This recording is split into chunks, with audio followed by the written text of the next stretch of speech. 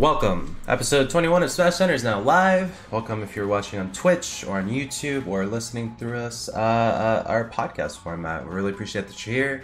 My name is Suar from PG Stats, Panda Global, everyone involved. Happy to have you again. A lot has happened today since we, of course, had that E3 reveal, and we had a couple things happen over the weekend we're going to recap in a moment. If this is your first time on Twitch, welcome. Go ahead and drop a comment or question in the chat since we're going to be reviewing those later. And if you're looking at us through YouTube, like and subscribe so you can keep you can keep up to date with the latest Smash Ultimate news, controversy, coverage, and more. We're going to go ahead and review a couple things that happened over the weekend, as well as cover what happened with E3. But first, we're going to get into what happened with Nintendo over the weekend with the Nintendo Worlds that featured pretty amazing cast of people, as well as some international talent that we haven't seen in a long time. So let's just go ahead and dive right into the Super Smash Bros. Ultimate World 3v3 2019 event. It's quite a mouthful. We'll get into it now. So this event featured many people that, of course, have traveled near to the United States to play, like Japan. They, of course, took the event, as you later see, but they were present here in California along with Team Europe and some of the other teams that played before them through online qualifiers, featuring a mix of 1v1, 3v3, of course 3v3 being in the squad strike format.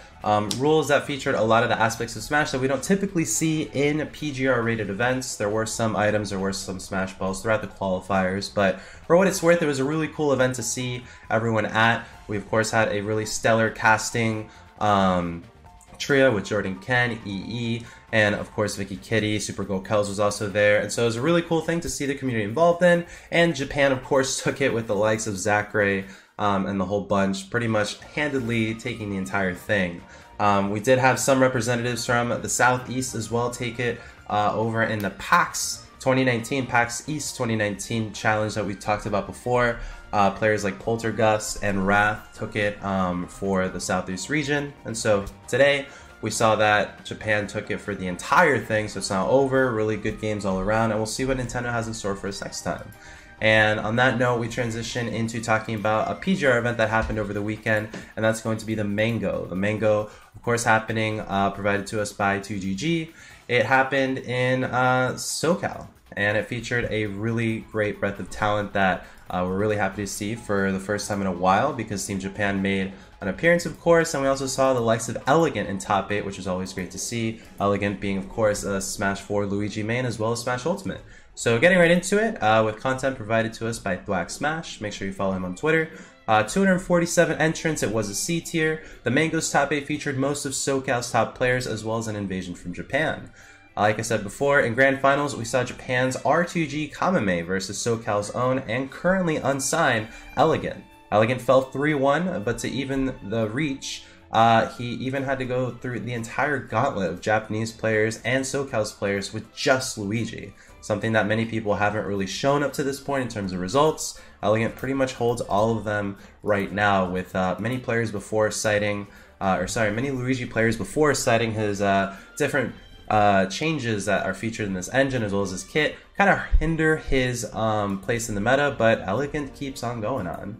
So it's really quite impressive, because many believe, like I said, that Luigi is significantly worse than he was in the last iteration of Smash, changes to Cyclone, etc., also his grab, but Elegant still did the thing. Behind him in third place was Japan's Raito coming to us as a Duck Hunt Dog main, still from the last game, still in this game. And Raito originally knocked Elegant into losers, but when the two met again in losers finals, Elegant was victorious. Raito is in a similar case to Elegant, where his character Duck Hunt got slightly worse in the new game, and yet he makes all sorts of magic happen. Not many players are currently playing Duck Hunt. Some players that still are playing some of the more offbeat characters like Pac-Man, like Sinji, are still character loyalists in Ultimate, and Raito's no different. Another player from Japan, we have Sue, the Lucario main, famous for the Frostbite 2017 Grand Finals with Zero, if you all remember. Basically, he went to Game 10 with 0 at that event, and from then on, the rest is history. Zoo fell to Elegant, and then Raito in some close sets, and he ended up switching to Isabelle, actually, and taking a game off Elegant before falling 3-1. Still the most prominent Isabelle play we've seen in a tournament thus far, Isabelle being a newcomer in Smash Ultimate. Apart from that, we haven't seen much else from her in tournaments around the world. Lastly, we have recently signed Demise Nico, Shulk player from Smash 4, Shulk player today. Also dabbles a little bit in Joker, and Japan's SNB Abadango, a character pretty much multi-counter pick specialist. He's shown us in the past iteration of Smash, Wario, Pac-Man, Meta Knight, Mewtwo, and in this game he's showing us a couple of different characters as well, starting out originally with Inkling. To round out the top 8, California residents T1's own Larry Lur and Zenyu tie for 7th. Larry being, of course, from Smash 4, a pretty historic top 10 PGR player with Fox coming into this game, showing us a mix of Wolf, of Falco, and Fox, the Spaceys all together, and Zenyu, Mario in Smash 4, Mario as well as Ultimate. So there you have it. The Mango, pretty memorable event, C tier for SoCal, and for everybody else, it was a really great experience. Commentary was fun. The Melee side packed in a lot of action, but moving right along, we had other news as well coming to us from E3. So first off, one of the first DLC characters that was announced was the hero from the Dragon Quest series.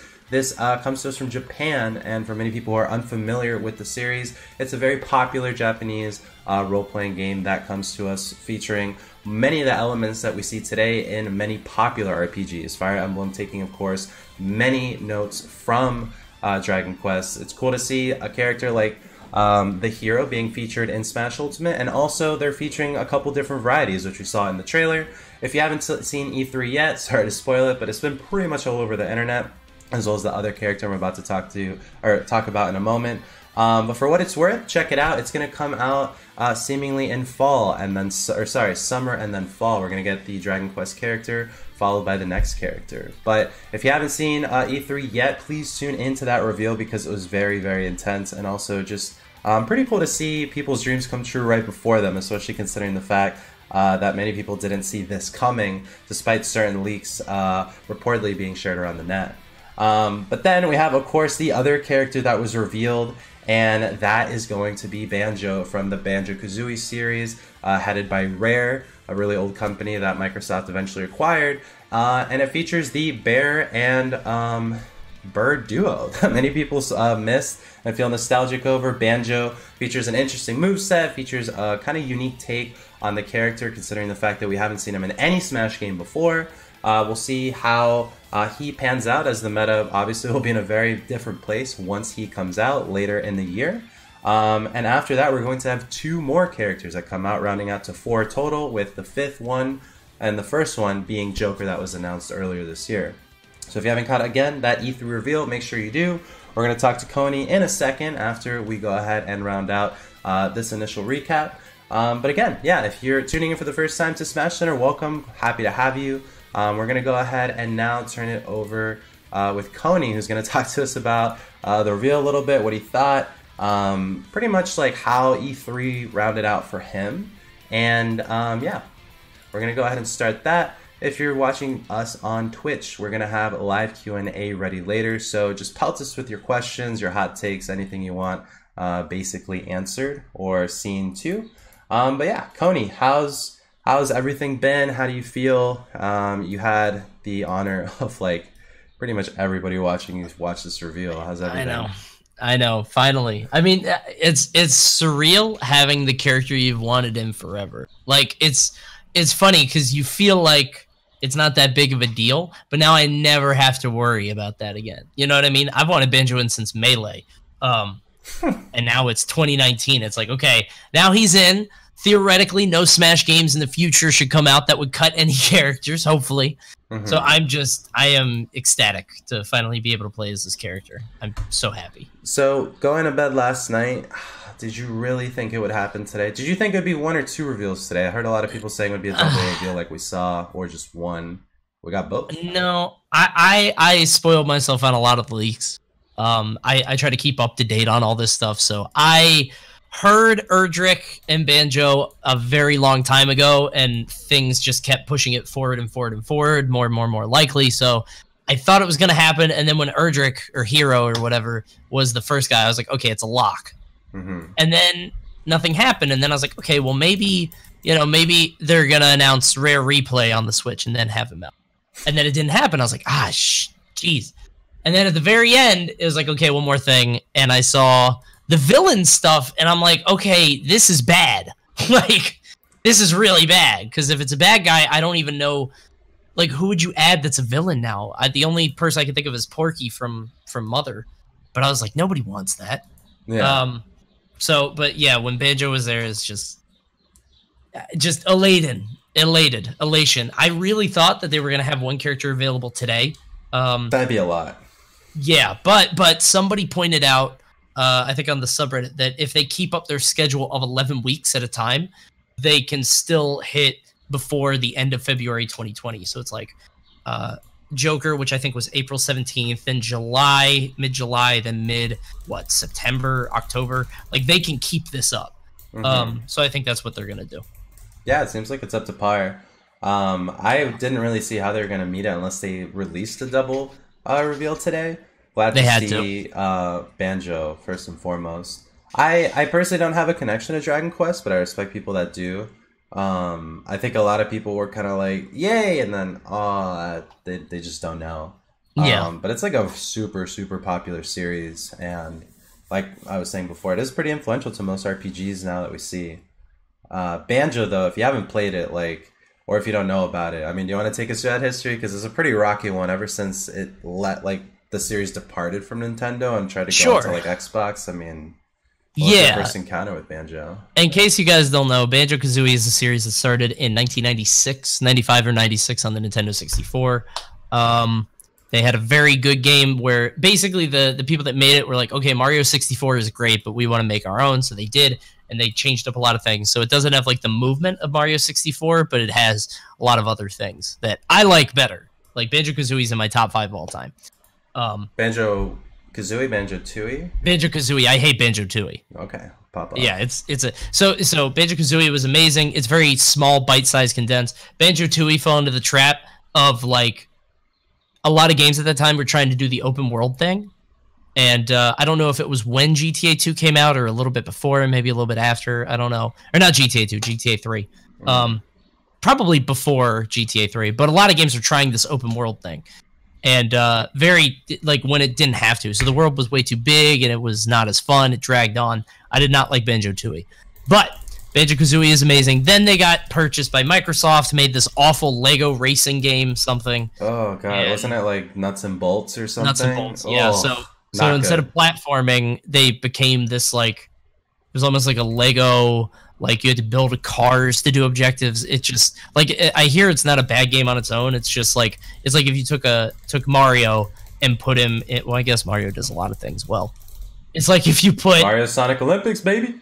Yeah, I'm trying to think of Mario and a bad thing, but it was not good. It was not based on, it was not a good thing, so. Anyway, now they've been gone for a very long time because people have just decided to give up on them.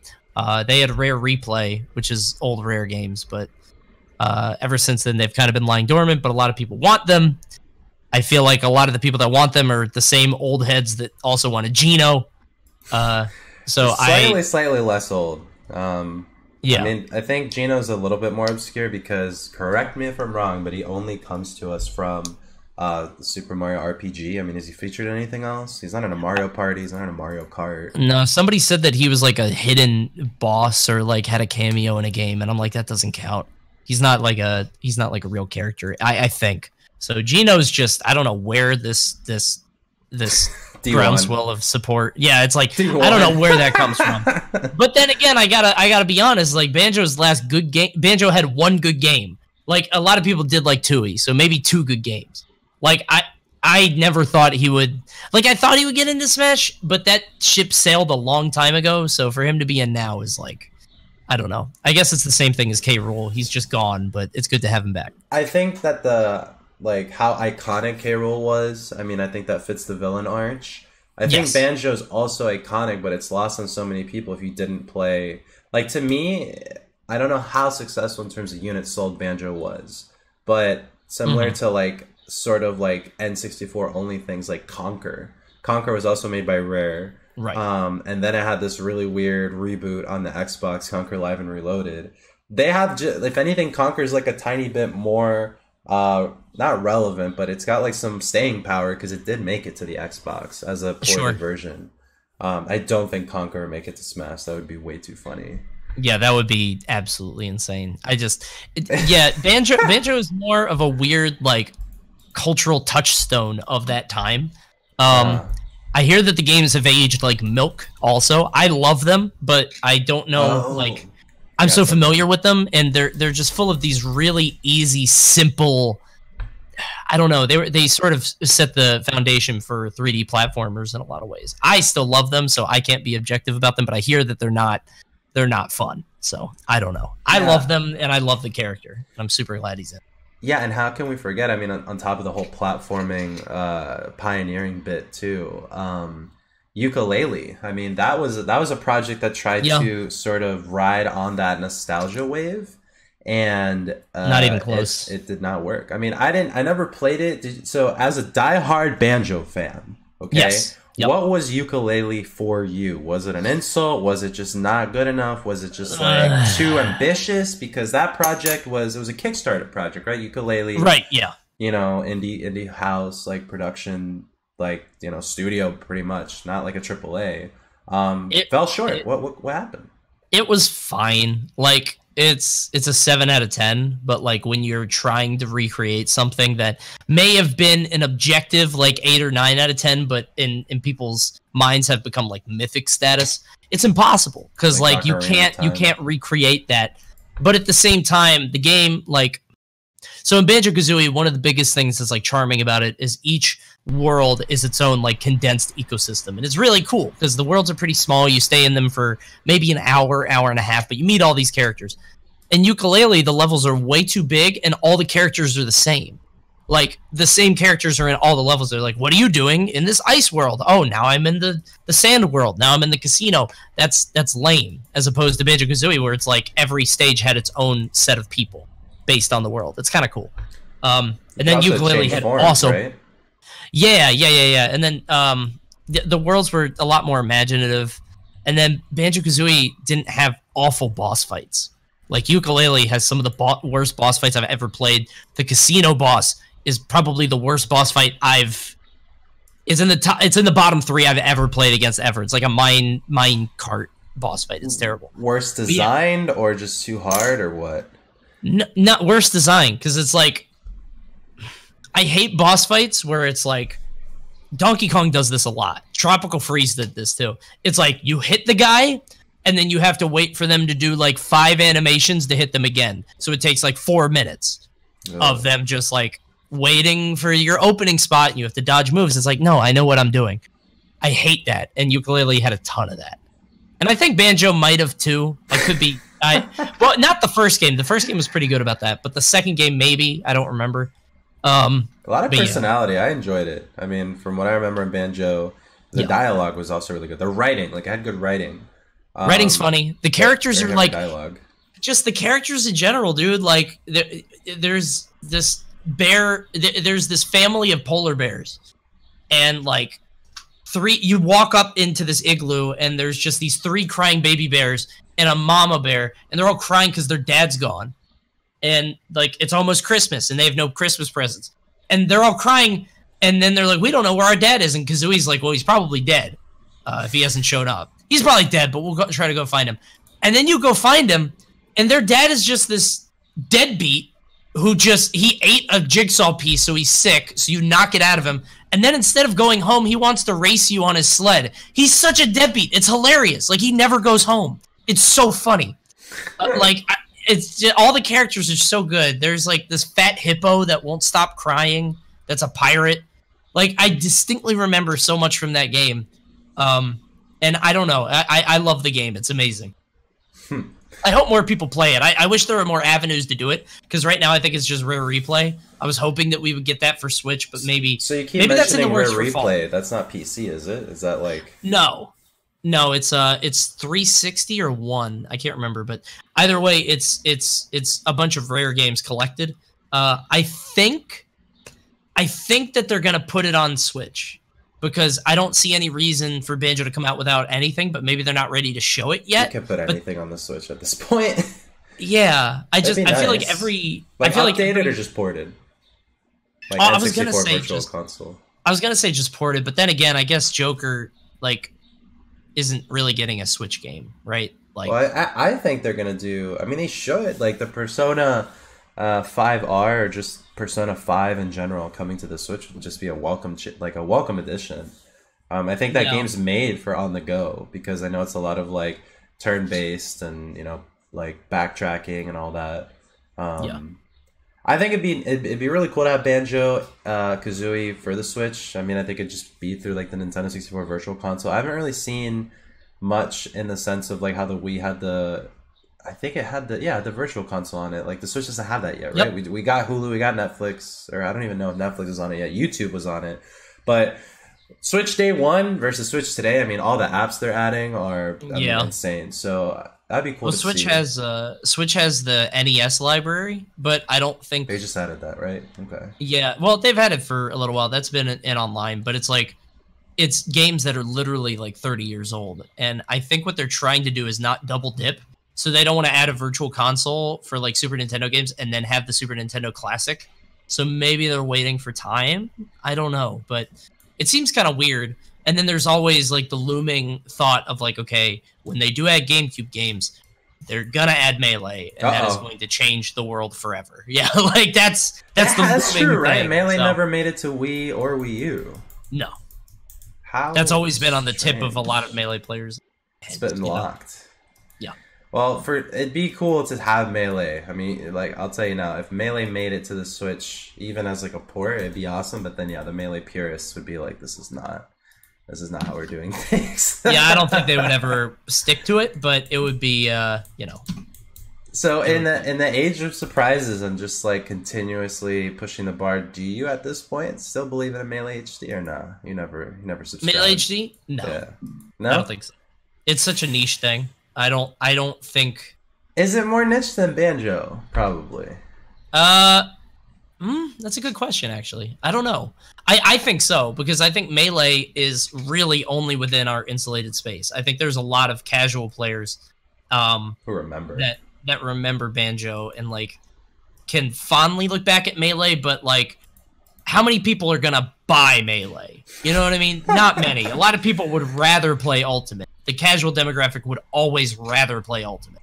Yeah. So Yeah, I mean, I know that like one is obviously adding a DLC character, another one's porting an entire game, remastering and doing it. I mean, I think the Final Fantasy VII remake, that's not niche. That's definitely what everybody wants. Right. But I don't know, like people have time, people like there's a want, but I mean, I don't think even if it came, people would want it. I think what happened is that if it was featured on the Switch store front, people would get it and then realize, oh, this exists, and maybe like there could be some crossover there. But sure.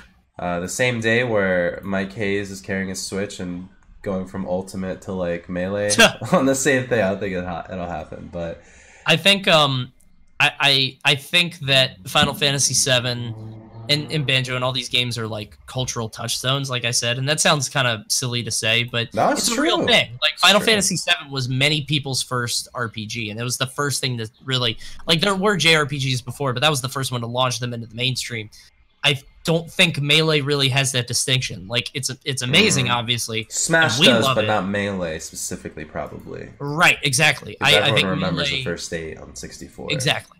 Yeah, I think Smash definitely has that cultural relevance, but I think Melee in particular is only that big within maybe not even just us, maybe a larger FGC universe, because, it has so many viewers, but people that actually want to play it, I don't know how many new people you're going to bring.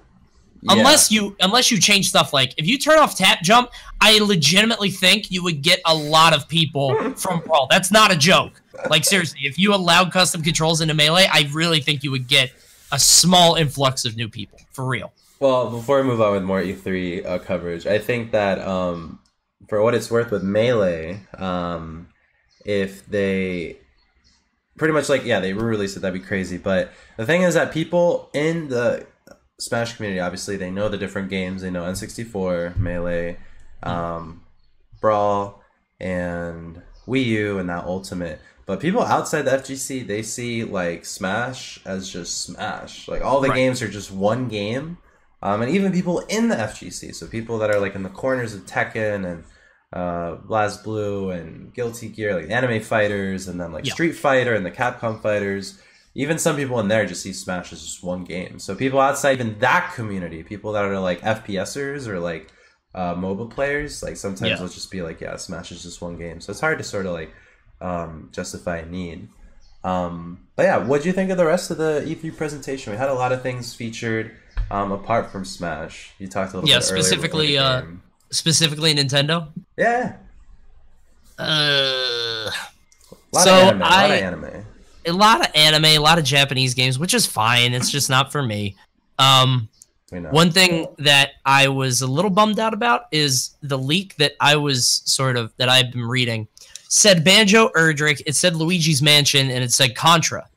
And it specifically said, that Luigi's Mansion. No. It specifically said Luigi's Mansion did not have a subtitle, and it had a lot of like motion control stuff. So when that started happening, I was like, oh, okay. But the leak also said Pikmin 4 and WarioWare on Switch. So I'm very sad because I wanted those really bad. Yeah. And then instead I got a bunch of like Tales and anime stuff I don't care about, which is, fine. Secret of whatever, if people like that. I got No More Heroes 3, which is kind of cool because I thought that was dead in the water because No More Heroes had that digital title that bombed. Is that the one that looked the red trench coat guy with the sunglasses? Right. Yeah. That was I didn't like the trailer that they had, but that series is very good. So I'm hoping No More Heroes. Yeah. I was thinking about Heroes 101 or 111. It's like Beautiful Joe-esque. I forgot what it's called. Or maybe it's not even called Heroes. You know what I'm talking about? Wonderful 101. There you go. Okay. Yep. Not Beautiful Joe. I would love Beautiful Joe to come back. That's another game I like. Yeah, he's been gone a while. Pikmin, or not Pikmin, or it is Pikmin. The game's called Pikmin, right? But you said Pikmin 4? Yeah, I was hoping Pikmin 4 would get announced. When's Apparently the it's been... Pikmin that came out? Pikmin 3 was out on Wii U. They said that Pikmin 4 was in development, but that was literally 6 years. Yeah, it's been a while. Pikmin is actually my favorite Nintendo franchise. What? Yeah, seriously. Well, I mean, like, Mario is okay, but Pikmin is the one that, like, rings closest to my heart. It's amazing. I love that series. Today I learned. Yeah. Out of the 3 Pikmin out so far, and I'm guessing there are DS spin-offs and stuff. Which one's your favorite Pikmin? Probably 2. Like, 1's good, but 2 is really polished. But the problem is, like, so one of the things that each game does is adding captains. So, like, you have multiple squads you control. I hate that. I just want to control one squad. But it's hard to design a game around it because then it's very linear. Yeah. So anyway, they're having issues with that. I hope that Pikmin 4 would, like, loose back on that a little bit. But yeah, Pikmin's amazing. You should play those games. Is it like an RTS or like what is it? Like hunting and gathering? I don't really understand it. It's like hunting and gathering, but the big thing about it is that it's absolutely brutal. Like the reason I love it's not even about difficulty. It's about like the game is about nature, right? And in nature, bad stuff happens. So you'll just be walking around and the giant monster will just eat 50 of your guys and they're just dead. Like, and you can't do anything about it. It's like, okay, I just lost 50 of my kids, and then you kill him, and then your guys grab his corpse and take it back to their ship so they can fertilize it. It's just like, it's some really dark circle of life. Nature is terrifying stuff. I love Pikmin. So you're telling me Pikmin is what Monster Hunter World wishes it was? Sort of, yeah. I haven't played Monster Hunter, but I will still make that claim. Oh, I'll make that. Yeah, I love Monster Hunter World. That's my current addiction. It's like very ecosystem-y. Like there's like you go in a world, you are one person in this world, and this like giant two-legged dinosaur will eat through you, whether you're there or not. It's just I just wanted to get into it, but I hear it's very grindy, and I'm like, I mean, it's okay. Have you played Diablo? No. Have you played Pokemon? I know Diablo, but I haven't played it. No. Yeah, well, Pokemon Diablo, it's a sort of game where, like, once you beat it, that's when the game starts, sort of thing. Ah, one of those. Yeah, okay. So then, like, all the gear that you had when you defeat, like, the final boss is, like, what your level 1 gear is going to be once you reach endgame.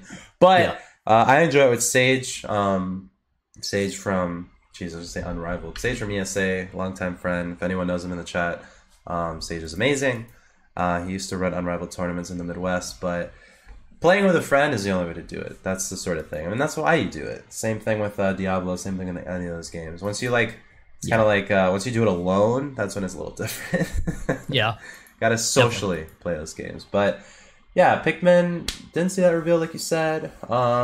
Anything else that hit? Contra, what would it be? Like Contra HD or Contra 3, 2? Well, no, there was a Contra game announced. It just, a lot of people didn't take note of it because it did not look good. It was the 4-player sort of shooting thing. It looked really ugly, but the gameplay might be, I don't know. Okay. I hope it's good. Other big piece, we had a sequel for the first time actually. What are your thoughts on Legend of Zelda, like in general? Oh, I don't know if you're joking because you know how I feel. For people who do not know. Okay. For people that don't know, I didn't know if you were. I do not like Zelda games. I never have. To be fair, which ones have you tried? What platform and when?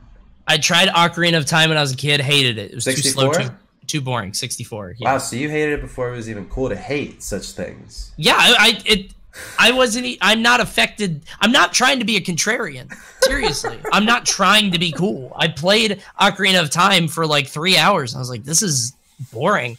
I played Skyward Sword for a little while. Wind Waker. I did not try Wind Waker. A lot of people told me to get on that.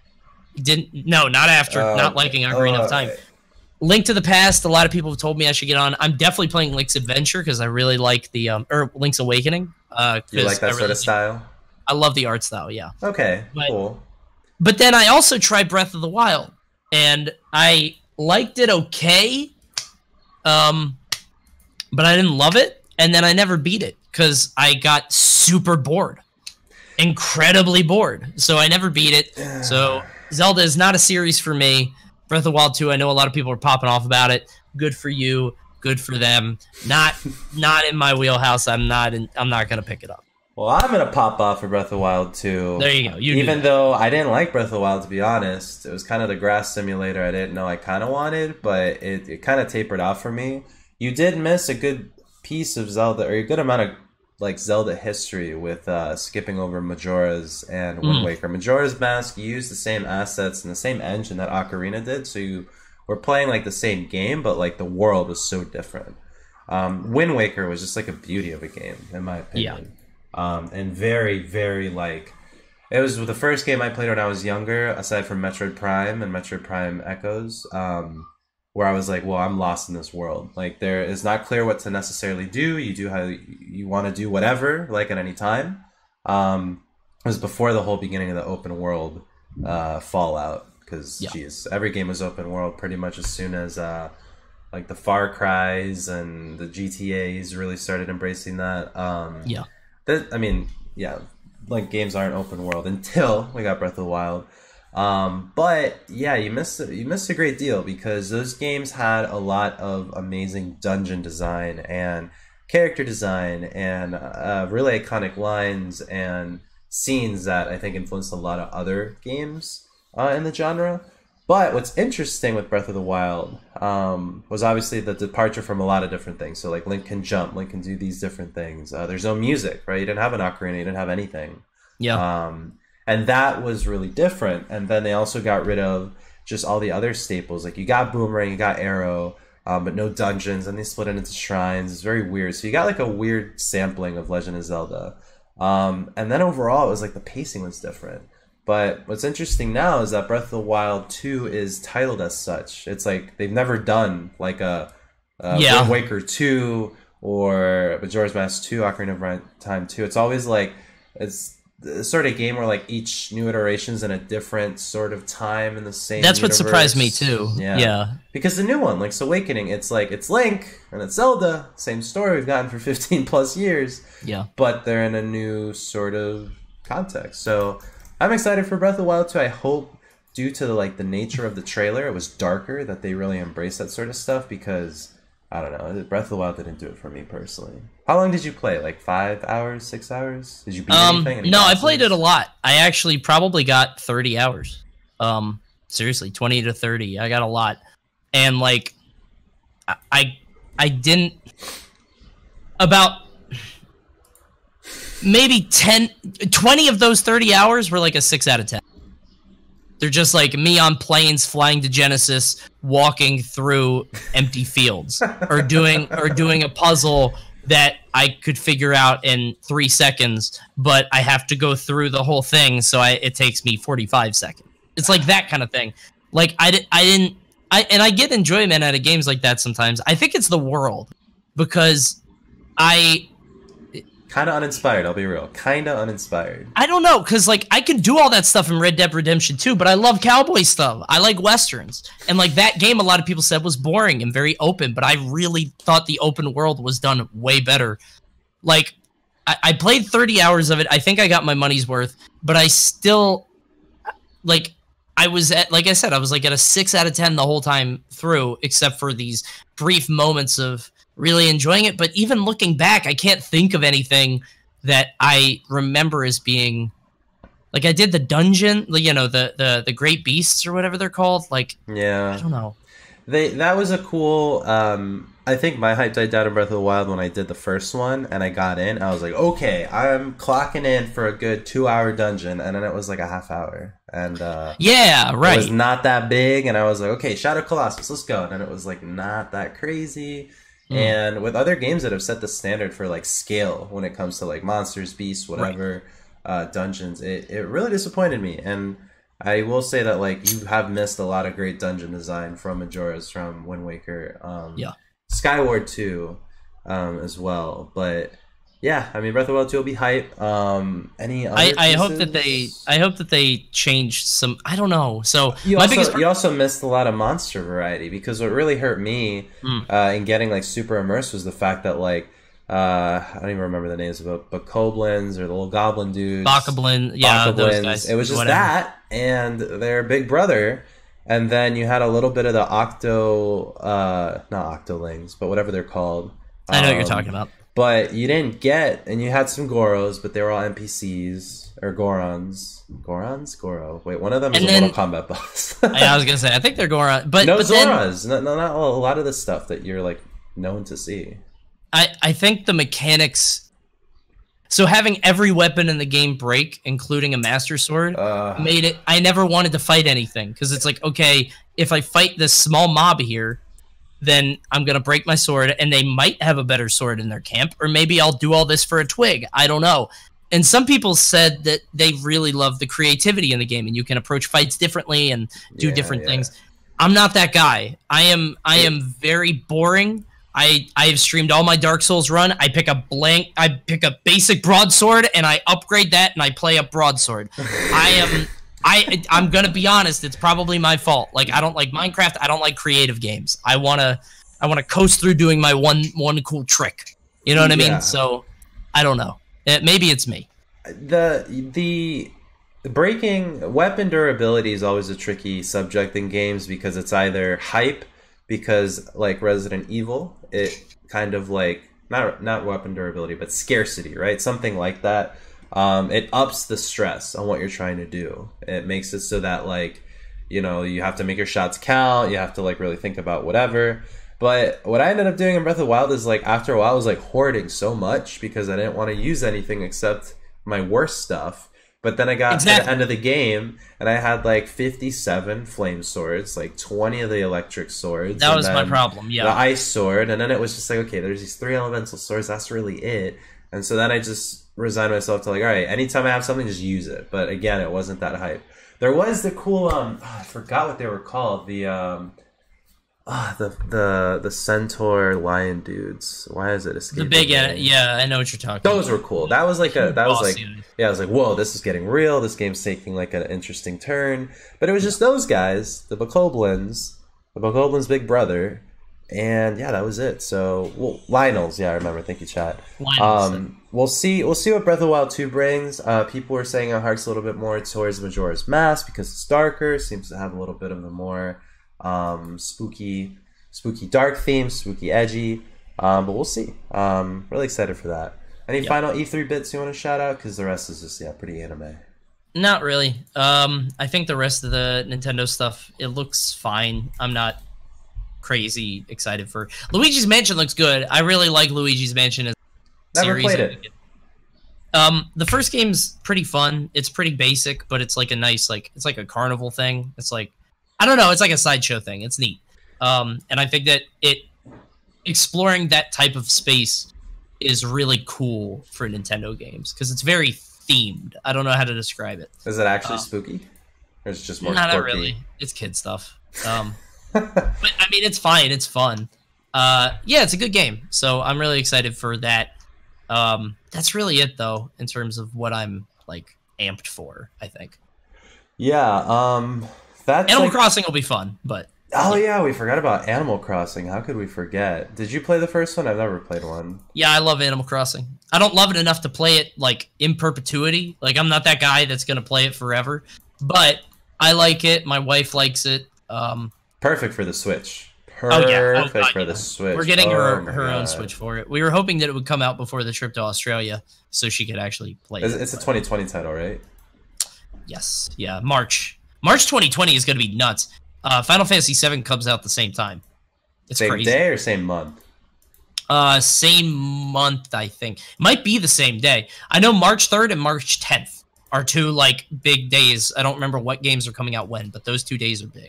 And then another game is coming out within that. I think Death Stranding comes out in February. Like, are you hyped for that? Are you hyped for Death Stranding? You're either hyped for it or you're not. No, you're not? No. Don't talk. I'm not hyped for it. I'll play it and I might like it. But, like... You're not a Kojima fanboy? Not a fanboy. I mean, I can respect him, and I like Metal Gears enough, but, like, Kojima just is... the nonsense of it is just... I love it. Insane. I love it. It's too much. Well, yeah, we got a lot of titles coming in the early part of 2020. 2019 is practically over if you think about it, because, I mean, it's June now, so everything's been announced. That's going to happen already. I don't know what big Switch title is coming out this year. Do you have any on your radar? I didn't see any really that reminded us from E3. We didn't get any Metroid Prime news. We didn't get any news about what are the other games people were talking about. Yeah, no Shin Megami Tensei news either, which is really popular. Not really. And I mean, in terms of Switch stuff, I know Mario Maker 2 is coming out soon. Oh yeah, Mario Maker 2. What else do they have? I think Fire Emblem. Oh god. Coming. Oh yeah, we got Fire Emblem and Pokemon. Pokemon I think is next year. I don't remember. Are you hyped for Pokemon? No. Sword and Shield, not your thing. No, I'm a Gen 1er. I only played the first gen. I played Red and Blue, and then I was an adult. I never, you know, I fell out of it. I wasn't. I'll be honest. I did that, and then I did Silver, Blue, and then Silver. Then I took a break because I was in high school, and then I come back and it's like Platinum, Diamond, this and that. And I was like, I don't even know what's going on. It's more or less the same stuff. What's funny now is that it's just so more 3D, like so much more 3D. There's wandering. Yeah. Pokemon are more in the world versus like just being a little sprite that just stay in one place. So that does seem cool. It's pretty cool. I mean, it's just kind of interesting because like for me at least, like my students, like this is what they grow up with. Like they're gonna grow up with Pokemon Sword and Shield. Oh right, yeah. And they don't even understand. Like now looking back, like Pokemon Blue was like what NES was to us. You know. I know. Oh, so gross. One of the things that's funny is I was talking with my my friend. We're boomers. I was talking with Malcolm. You know Malcolm. I love Malcolm. Shout out to Malcolm. So I was talking with Malcolm, and I was like, I feel, I could be wrong about this, but I feel like the original 150 have so much relevance that like they're iconic. Everyone knows them. Well, everybody knows all of them. So I could show any random 20 to 30 something of Venonat, and they might know what it is. But I just found out about Camerupt. What's that? It's a camel. It's a camel with volcanoes on its back. I remember that one. I have never seen it before. I have literally I did this thing on Twitter where Alpharad posted like, you know, take your followers and you'll see what Pokemon you are. I was just a cat. I don't know what it was. Not Meowth, not Persian. It was like a purple cat that is just a cat. Like I can't find anything cool about it. It's just if somebody can tell me what it is, but I've never seen any of these Pokemon, and like. It blew my mind because, like, I've never seen them in a tweet. I've never seen them in an image. Delcatty? Okay, was that it? Let me look. Get absolutely schooled. No, it wasn't Duck Hattie. Right, it was a different cat. Purloin. That was it. Purloin. Purloin? I'd never seen Purloin before. It's just a cat. That's a name. Wait, let me see. Oh, yeah. There's nothing fancy about it. Anyway, my point is that... Oh, go on. And my point is that, like, all the Pokemon Gen 1, like, I feel like people will know, like, just because... Geodude. Yeah, everybody knows what Geodude is. Everyone knows. Not everybody, but most people know who Geodude is, know who Sandshrew is, whatever. I have never heard of Purloin. I have never heard of Camerupt. Stoutland? I'm just reading about this. That's a country in Europe. Stoutland is Herdier and Lillipup. I've never heard of these animals. Like, these Pokemon are just... I don't know. It's a different world now. There are way too many. Yeah, shout outs to Masingo, though. You're a real one if you remember Masingo. Did you do that glitch? Do you remember that? I do. I never did it, but I do know it. Ugh, too safe. That and the Mew under the truck. That was it. Well, I guess, yeah, it's Boomer Hour here on the Smashcenter Sorry, buddy. broadcast. Yeah, I mean, I like all the gens. I respect all the gens. Each gen is for a new generation, quite honestly. And yeah, I don't think there's anything wrong with it. I just don't know what any of these things are. I think that is a realization of your Boomer identity, to be honest. Oh, yeah. So, taking that now, covered as much of E3 that we could. Again, congrats to Kameme for winning the Mango, being one of the only events this past weekend, of relevancy to the greater competitive community. Again, all events matter. Don't attack me, please. Yeah, we're gonna begin the Q&A section for people. I'm gonna show up Banjo playthrough since it's so iconic. Sure.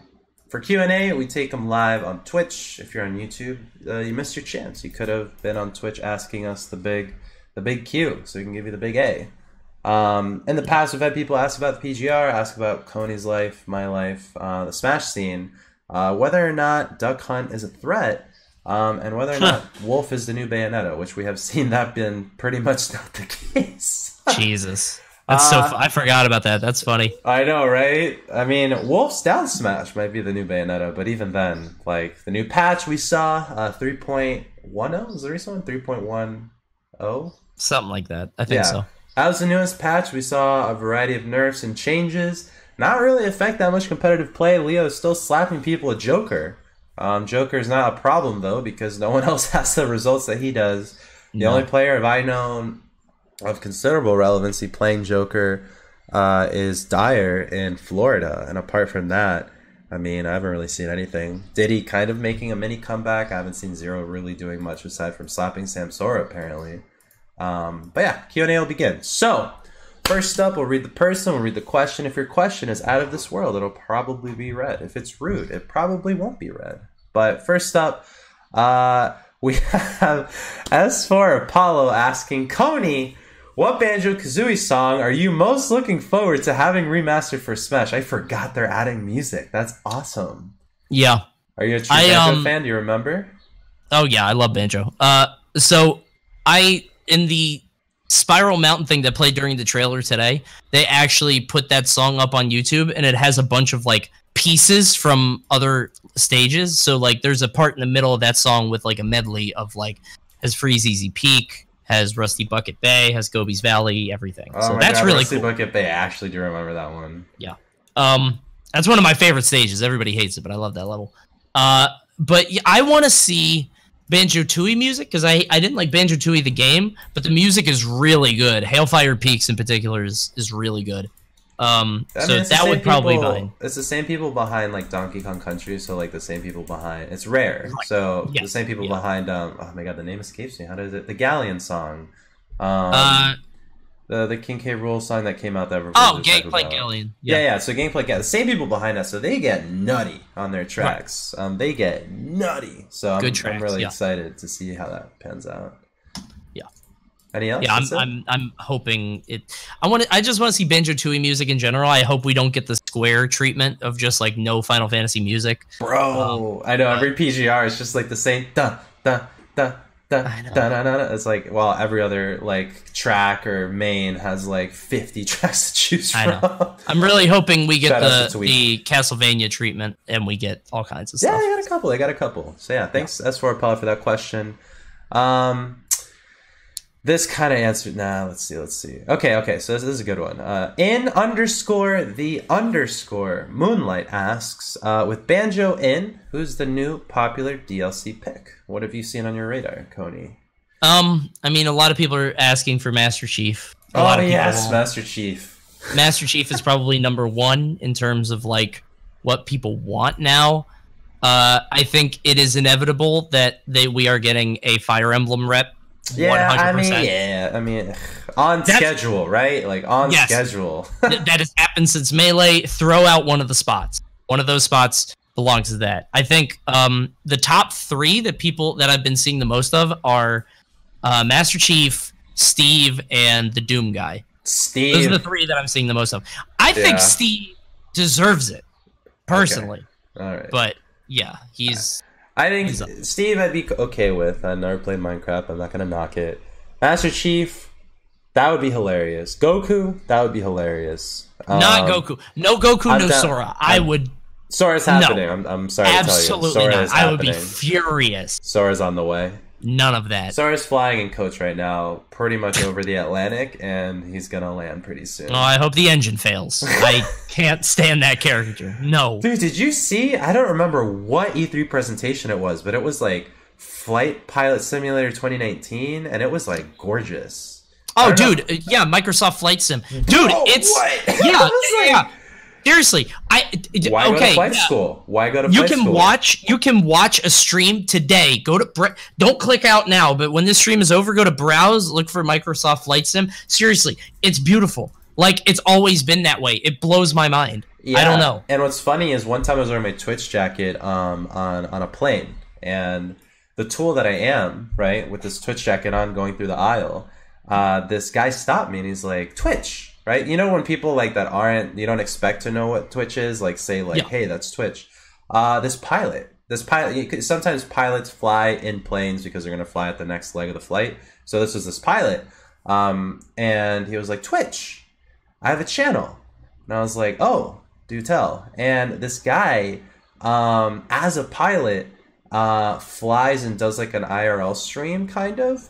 But what he really does is he gets into that flight sim community. And he said that these people, not kids, but people, I mean, some kids I guess do play, but that's like, it's a hardcore game. It's not exactly like, it's like the Gran Turismo to like Burnout, where like, and Mario Kart, like Burnout, you can take a corner at 220, right? But then these games are like, you got to worry about wind, altitude. It's an Arma 2 to compare to COD. Like there's hip fire, there's recoil, there's wind, there's gravity, everything. But he said that people today that do that, actually train on those flight simulator games and actually go on and get certs without taking the $1,000 classes that he had to.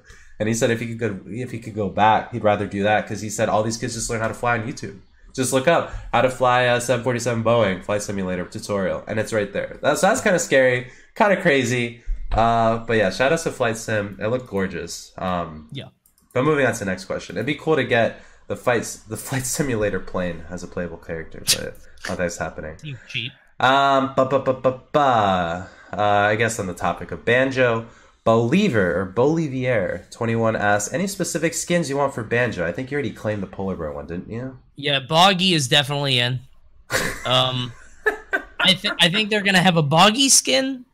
They're gonna have the normal like red, blue, green, probably maybe like a Gruntilda skin with like a purple Kazooie with a green Banjo. I don't know. And then they might do like a Conker skin where he's like a Conker reference. Oh yeah, I think so. Okay, actually, I'd see it. Yeah, because all the skins have lore behind them. Every single skin have lores behind them, and I always love learning about it. So I can see a Conker skin. You could probably have normal Banjo, red, green, blue. Normal Banjo would be yellow, maybe, because he has the yellow shorts. I don't know. And then a Conker skin, a Boggy skin, maybe a Mumbo skin. Dude. And then hopefully, if they want to go all out, I would love this. I would hate it. I would never play as it. But if they want to go crazy, add a disgusting nuts and bolts looking Banjo Kazooie that's like all polygonal. Oh, like how they do, kind of like when it's not a reskin but an actual like that model. Would be I would hate it, but it would be funny if they did that. That's hilarious. Yeah. Yeah, any skin for me, honestly. I'm not gonna play Banjo. He's not a character that appeals to me. I'm already in love with Zero Suit, so I don't that like Banjo seems like he's gonna have the run speed of like I don't know. Trying to think. Wolf, or maybe between Wolf and Mario is gonna be his run speed. His weight is probably gonna be lower Middleweight. Yeah, middleweight. So like middle high, I would say. Honestly, Ridley, because Ridley isn't even heavy. All things considered, he's not heavier. He's not as heavy as you want him to be, like Bowser or DK. But I'm worried about Banjo, so I went through all of his moves today on stream, and I have no idea what to make of it. Because like, well, the egg edge guard, that's a Ridley fireball. So coughing out the eggs in the arc, that's a Ridley fireball. Well, that's the grenade though, because like. I don't think you want to do that because you want to keep it on stage. No, it's more I'm like talking about the coughing up of the blue eggs. That's yeah, but those don't go down like Ridley Fire. Those go like off. So if they're going totally horizontal, then that's more of a like that's a wall. I don't know. But it's weird because as far as I can tell, his up B, his side B, and his down B are all sort of decided. But him shooting the egg with the and then being able to walk with it. Are you holding B? I think you have to hold B, but then that's a weird mechanic because you can't jab because he already has a jab. I don't know. We'll figure it out. I feel like he's not going to be good, but I just looking at him, I'm like, Snake, Banjo's here. I'm like, are you a zoner? Are you because he has like a move to break zone with the super armor? I have no idea. We'll see. I need Banjo to win Evo 2020. I hope he pops. I really do. All right. Well. Another question we got here, and I'm going to try to read this name. This is actually unfair. Question from Flubba Jubba Blubba. Wow. Flubba Jubba Blubba. Yeah, I got all the A's. Suar, since you're a stats guy, inside joke, I'm not. Which Japanese players could we expect on the PGR that most people wouldn't know about / expect? Easy answer for people who might have forgotten, but Nietono is still doing the thing. Nietono also won Umabura SP3 in Japan on A tier, dropping no games or sets over Kamame Ken Proto Banham, who's also going to probably show up on the PGR. Leia, Abadango, Choco, and Cosmos. So Nietono did that with Pichu pre-patch. But Nietono will probably show up. Proto Banham will probably show up. I mean, Leia, everyone should remember, as well as T, the Pac-Man. But yeah, there will definitely be probably not a fit, maybe a fit. Honestly, I don't even want to think about it. PGR's not here yet, but it's going to be international for sure. Next question. Let's see. Okay, so you kind of touched on this earlier, but people might have missed it. From Guard, they ask, they already had a lot of in-game footage of 2 characters already. When do you guys think will be the next reveals? So just reveal in general, not release. So reveal in general. Reveal in general? So it was a fall. No, it was a summer release and a fall. So probably July, we think. And then I'm saying mid-July, and then what's 3 months after? October? Mid-July, late September, early October would be my guess. So when do you think they would reveal in September the 3rd character, or... No, I think what they would do, and I don't know, Nintendo doesn't, there's no precedent for this. Nintendo constantly does what they want to do. Well, so you remember Wii U. I mean, they kind of had staggered them, right? What I would guess is they give a hard date for Hero, they release him, they show off Banjo, and they say, also this guy. Because they're not going to have another E3, they're going to do a direct. Doom guy. It's not going to be a Smash-only direct, but it's going to be... or it might be. They've done Smash-only directs. Not now, though. Not this far after the game, I don't think. Oh, I see what you mean. Like when they do like the 50 facts and like the whole... Yeah, like the game's already out. Here's 100 things you need to know. Yeah, they might not. Unless there's some super-duper crazy content patch / circuit / crazy esports pipe dream. But yeah, probably not a Smash-only direct. I don't think that's happening. Yeah. Okay. All right. So expect it probably September. Final question, probably, or maybe 2 more. Here we go.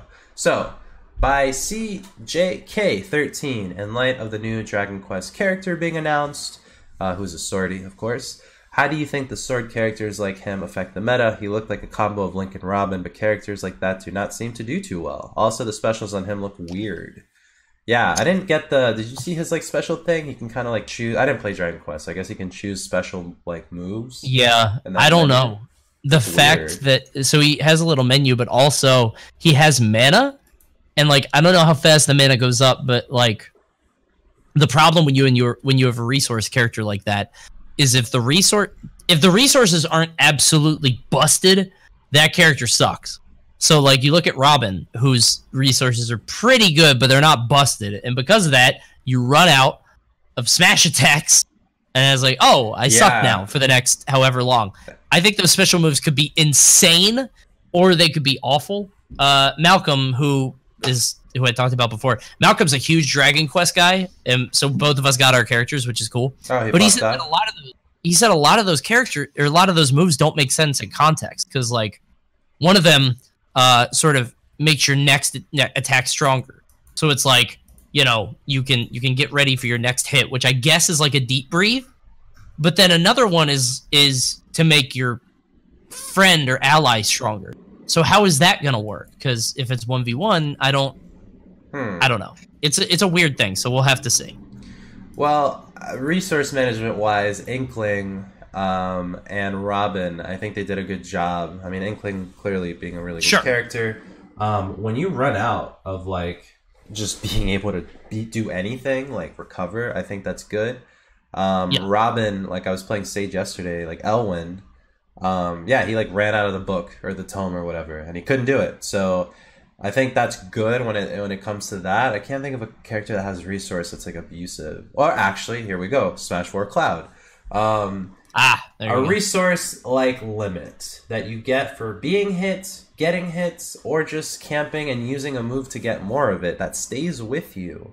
Not through stocks, thankfully, but just stays with you, and then enhances every special move you have. That is an example of a very not good resource design move. Joker, on the other hand, Arson, I know you get him just for standing, right? It's like a time thing. Yeah, I think so. You get him for doing damage and doing the counter, I believe, if I recall correctly. Jeez. But it seems like it runs out. You know, it could run out quicker, and also it's timed rather appropriately. It is 30 seconds, but there's ways to, like, make it shorter. So it seems like they got a better head on their shoulders this time when it comes to resource. We're not getting any Cloud limit side B. And even, like, Little Mac. He kind of was the first resource character, I think, in Smash 4 that, like, you can knock it out of him. Like, he's got the move, he's got the loaded gun, but, like, you can still kind of get it away. So I think he'll be kind of in the middle. I don't think, like, the character will affect the meta to the point where Cloud did, or Lucina or Marth did in Smash 4. I think Lucina right now is relevant. Cloud is not as relevant as he was. And if I'm looking at the meta, like, it's not even like swords are dominating. Like, swordies are not that popular. We don't see any Meta Knight. They're not as dominating as people thought they'd be. Like, everybody thought that Ike was sort of the harbinger of that. It was Ike, Lucina, but, like, it's kind of fallen off. Yeah, and Chrom is there, Roy is there, but even just looking at the last Smash and Splash graphic, Joker, not a sword, Daisy, Peach, no sword, Snake, Zerasu, Olimar, Pichu, Wolf, and Pichu, no swords. And then in the top 16, Scat with Mega Man Wolf, or Mega Man Snake, no swords. Shoyo James had Chrom, but then Light, Leon, Captain Zack, Cosmos, Great Gonzalez, and Mr. E. 2 swordies in the top 16 at a national. Not like before. Before, I mean, swords were everywhere. So yeah, to answer your question, I don't think the hero, or Erdrick, or Eric, or whatever he's called, I know it's Erdrick, I don't think they'll make that much of an impact. Plus, as soon as you aren't, like, I think, like, he might be a little bit of a jack of all trades, master of none. If he was only sword, that's a different story. Like, we got Sephiroth, that'd be a different story. But sword and magic, you're gonna have just, like, probably not the best of both worlds, to be real. Otherwise, you'd be broken. So yeah, I think that answers that. Anything else you want to add for the character meta? No. One of the things that Malcolm and I were talking about was, like, these characters are often defined by their specials more than their normals. And, like, the one thing that their series does. So Cloud has limit, Bayonetta hits you a lot. Like I feel like it's gonna really depend on how his how the mana stuff works. So again, if it's really strong, he'll be okay, and if it's not, he'll be me sword fighter, because that's what he looks like right now, is me sword fighter with a crazy big up tilt. Hold on, I'm gonna link something in the chat. Look at that up tilt. Good God. Anyway, that looks insane. I mean, we have to see. Depends on the end lag. Yeah, the end lag, and also the beat, like behind him. Like how is it gonna, like, can you get someone behind you? Because I don't know, kind of Link-ish. It looks better than Link's, but I don't know. What's the upstart? What's the hitbox? Whatever. There are a lot of numbers to be seen. Do they have hilts? How's that gonna work? Is it gonna be, you know, Lucina, or is it gonna be like Marth? I guess we'll see. I'm excited. I'm excited for Banjo. I think the reveals for characters, by and large, continuously prove how relevant Smash is to everybody, because everybody's happy about it. And it starts buzzing. And I think it's important, like a random aside, but I think it's important in those moments to just like make sure we put our best faces forward and just like add to it, clip it, remix it, you know, because that's when people like in these moments are like, oh yeah, Smash Ultimate. People play, there's this tournament coming up, oh, it's at EVO, and then they can be the next person that plays at your next local, so you never know. I like that there wasn't like too much bickering today at all. I mean, people seem to be happy. I don't think anybody was upset it was a Dragon Quest character. They just probably didn't know, so it proved their ignorance. Yeah. And then hating on Banjo doesn't make you cool. Like, it's just I mean, I get it. Like, if it's not your person. But I feel like at this point in Smash, like, everyone that wanted anybody is pretty much here, except for like some weird indie titles or some like very not appropriate like God of War, I guess, like Kratos. I mean, Kratos could be added. That'd be hilarious. So. But yeah, what were you gonna say?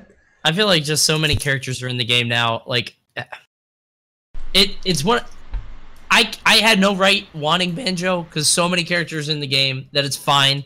But I'm glad that I got him because he's like the one character I wanted more than anybody else for the past 20 years. So like, this is a big deal for me. So I'm very happy. Banjo and Melee, dude, that would have been so wacky. Well, it was supposed to be Banjo and also James Bond. Could you imagine the timeline we'd live in if James Bond was in Smash from the start?